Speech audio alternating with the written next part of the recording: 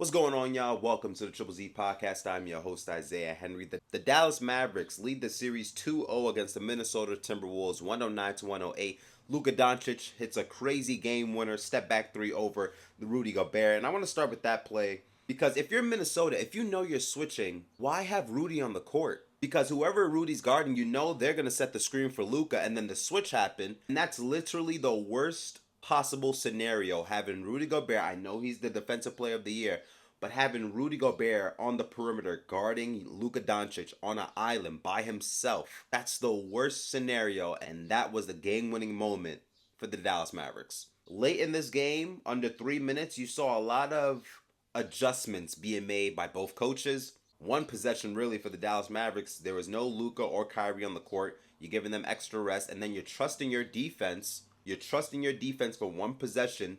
Dallas got the possession. Timberwolves didn't even score.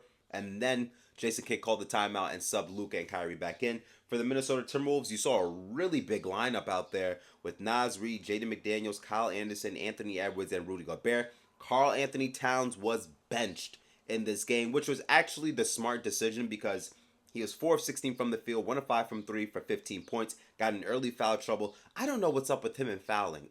He always gets two silly fouls in the first quarter that kind of gets him out of rhythm for the rest of the game. He always picks up two silly fouls early, quickly in the first quarter, in the first half, and it just doesn't help Minnesota, a great defensive team, going against two great offensive players in Luka and Kyrie. That doesn't help you if Karl Anthony Towns, who you need on the court late in the ball game, picking up two early fouls. You don't need that from him. You need him on the court. But when he's picking up these silly fouls, when he's not shooting the ball great, when he's not having an impact on the game, you have to make an adjustment, and that adjustment was Naz Reid. Naz Reid, I mean, he showed you why he was the sixth man of the year. Threes he was just hitting for the Wolves were just ridiculous. Like, it got the crowd into it. It was from the top of the key. It had some distance. And that's something that was bothering me with the Mavericks defense. How is Naz Reid? Like, I hope the Mavericks don't have the mindset, let's dare Naz Reid to shoot.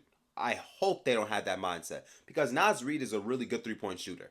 He's a really good three-point shooter, and you cannot leave him open. So there was multiple times with the Dallas Mavericks where I guess there was a miscommunication defensively, and Naz Reid, the amount of space he had and time he had to shoot the shot, to shoot the three and knock it down is like, what are the Mavericks doing? And as we know, the Mavericks were down by 18, fought their way back into this game. I had the Mavericks winning this game, and I really, even when they were down by 18, I wasn't really worried. The front court of Dereck Lively and Daniel Gafford, I like how the Dallas Mavericks are splitting their minutes. I believe Dereck Lively played 27 minutes, Daniel Gafford 21 minutes.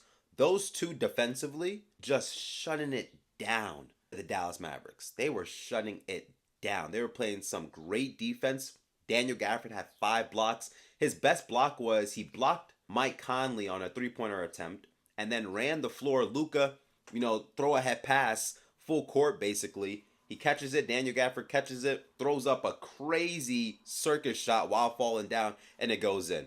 That was like his best play of the night. And then Dereck Lively. The defense he played, whether it was rim protecting, guarding Anthony Edwards on the last possession, that was a really great defensive moment because he had his hands up, was moving his feet, didn't leave his feet at all, didn't fall for any of the reverse pivots or the pump fakes, the step throughs, and then Anthony Edwards has a crucial turnover that goes out of bounds, and then that led up to Luka Doncic hitting that three over Rudy Gobert. But I thought Dereck Lively and Daniel Gafford, those two players, were phenomenal defensively. Absolutely phenomenal, whether it's rim protecting, making the proper rotations, being able to guard on the perimeter. They were superb in this game. I thought Jaden Hardy has been really good these past 2 games for the Dallas Mavericks, and it's with subtlety. It's nothing crazy that's like eye-opening, but it's really subtle. He's hitting the spot up threes. He's making good decisions in the pick and roll, throwing the lob to Dereck Lively or Daniel Gafford. The defense is really good as well. I thought he's been playing really good throughout these past 2 games.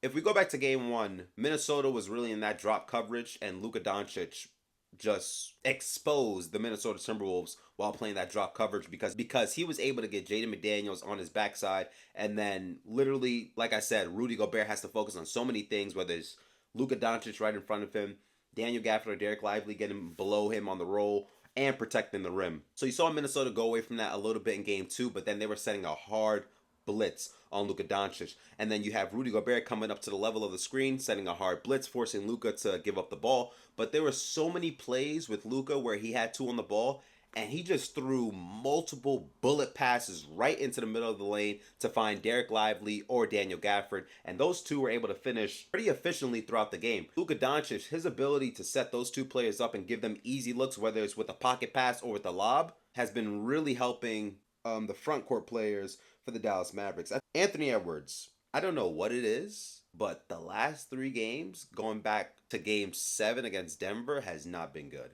He's been awful to start this Western Conference series against the Dallas Mavericks. Hasn't been shooting the ball great, hasn't been shooting it well from three. He's making 22-year-old mistakes in a high-intensity playoff game in the conference finals, which is absolutely fine. But when we start comparing this dude to Jordan and Kobe and all that type of stuff, it's like he hasn't even gone through serious failure yet. And let him go through the trial and tribulations. And late in this game where, well, first of all, he should have been taken over when Minnesota was up 18. He should have been taken over so that 18-point lead goes to 30 or something like that. But there were moments in this game where he just deferred to his teammates. He wasn't looking to take over. I don't know if he was gassed. There were reports saying that he was subbed out for 2 minutes and he needed an oxygen mask. I don't know what that's about. Hopefully it's not a serious condition.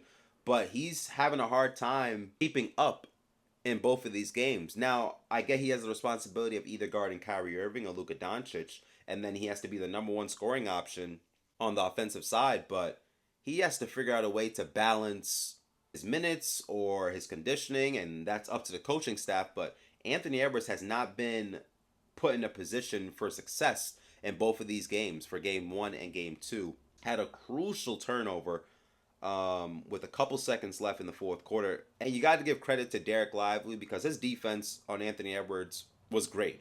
Used his size, used his length, didn't leave his feet. And it forced Anthony Edwards to leave his feet and throw it out of bounds, thinking that Naz Reid was going to shift to that corner, to that wing spot. Like I said, Dereck Lively defensively and Daniel Gafford were phenomenal, as well as Kyrie. Kyrie had some really great moments guarding Anthony Edwards, just making it difficult for him to get to his spot or get his teammates involved. I said in my last video, the Mavericks, it's a luxury to have Kyrie Irving and Luka Doncic close the game out for you in game 2 on the road. Kyrie Irving scored 13 points in the fourth quarter, and then Luka Doncic, his first field goal attempt was the game-winning step-back 3. That's a luxury to have two players that can take over a game anytime they want and deliver. If you go back to game 1, Kyrie Irving scored 24 points in the first half. Luka scored 15 points in the fourth quarter. This game 2, Kyrie scores 13 points in the fourth quarter. Luka hits the game-winning shot. How are you going to beat that? I think this series comes down to which duo of Anthony Edwards and Karl-Anthony Towns versus Luka Doncic and Kyrie Irving, which duo will close out better late in the ball game. And so far, the advantage is leaning towards Luka and Kyrie. Mavericks with a great advantage of going up 2-0 in the series, then going back home to Dallas. I expect Tim Hardaway Jr. to have a much better game back home for games 3 and 4. He's been very quiet throughout the playoffs. He did dealt with the injury late in the season that probably carried into the postseason. But he has to find his rhythm because he's a microwave that can get hot, and we know he's capable of knocking down 5, 6, 7, 9 threes in a game. So I'm looking forward to him having one of those games where he helps the Dallas Mavericks win with his shooting and his scoring.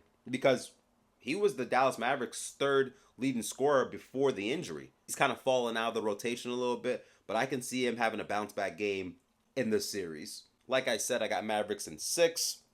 Luka, Kyrie is looking like the better duo. I believe they are the better duo. You have Luka Doncic, who's the best player in this series, and obviously you got Anthony Edwards, who's really ascending towards the right direction. But Kyrie Irving is still Kyrie Irving, and I'm not sure for the Wolves with Cat. I'm not sure where you're gonna get really. I don't even think he knows what he's gonna give from a game-to-game basis. This dude Luka, man, 32 points, 10 rebounds, 13 assists. He was just on a bad knee because you saw him throughout the game, like just hands on his knees, leaning over the scorer's table. He's not 100%, but the way how he's playing, it's like, wow. He's playing like he's the best player in the playoffs right now, which he is. He's better than Tatum. He's better than Anthony Edwards, and he's better than Tyrese Halliburton. He's the best player in the NBA playoffs right now. Thank you guys for listening to the Triple Z podcast. Please like, subscribe to the channel. Let me know down in the comment section who you have winning game 3. And do you see this series going 6 or 7 games, or will the Dallas Mavericks sweep the Minnesota Timberwolves? I'll see you guys next time. Zzz.